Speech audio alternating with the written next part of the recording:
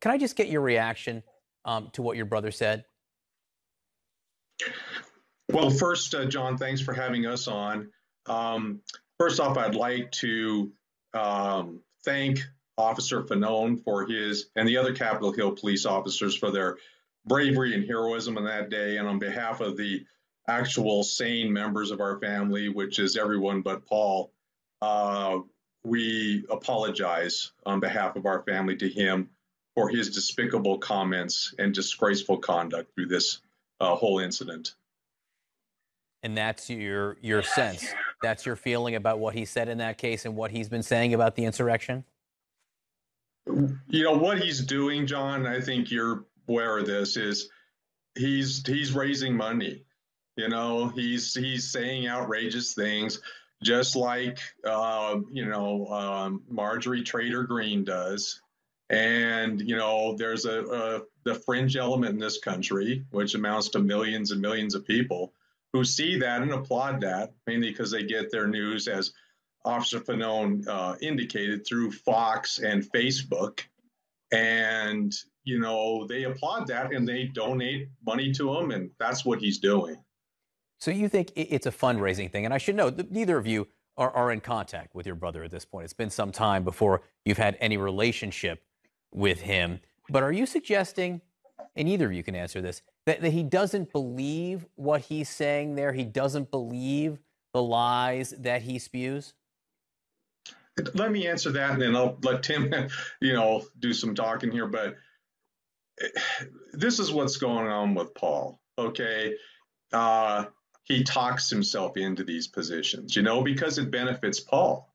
That's what's going on. It's you repeat the lie to yourself and keep repeating it, and oh, hey, is that what's going on? Oh, yeah, that's what's going on. That's what's really happening. But it's disingenuous at its core.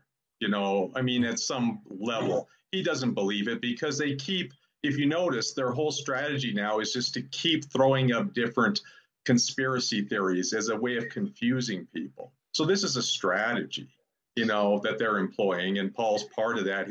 They must get their marching orders every day through these talking points from wherever they come from, and he just marches along right with that. But that's what's going on. I know. It may not even matter if it's real or not. Kurt Vonnegut once wrote, "You are who you pretend to be, so be careful who you pretend to be." It's indistinguishable whether he believes it or not at a certain point. Tim, you wanted to get in here. Yes. Good morning, John. Thank you for having Dave and I. And I would echo Dave's comments to Officer Fanone and the D.C. Police and the Capitol Police for their valor and their heroism on January 6th, trying to protect our democracy. So I hope that everyone there makes a full and speedy recovery. So I would just echo what Dave said so eloquently about the appreciation we have for those patriots, actual patriots that day, the D.C. Police, the Capitol Police. And I would just add to Dave's comments about Paul is that once you lose, your focus on the truth, once you become someone that peddles in lies, once you become basically a snake oil salesman, the truth is a really slippery thing to get your arms around. It's really hard to go back to the truth once you become a pathological liar like Paul has become. So, Tim, let me ask you. Obviously, he lives in a safe district. He'll get reelected from Arizona as long as he wants to, it seems. So what would you like to see happen to your brother?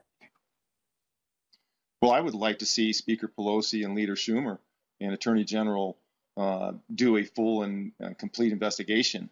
And if they find at the end of that investigation that there are criminal charges warranted because the people that were put up to that day, they're facing criminal charges. So why would the, masterminds get, a different tier of justice? They would get out of any criminal exposure. Why is that possible? Why is that fair? Why is that just? Why is that equitable? So I would call upon those people that I just mentioned to perform a full and complete investigation at the end of that. If what it looks like Paul has done and Brooks has done and Biggs has done and Trump has done, then there should be accountability.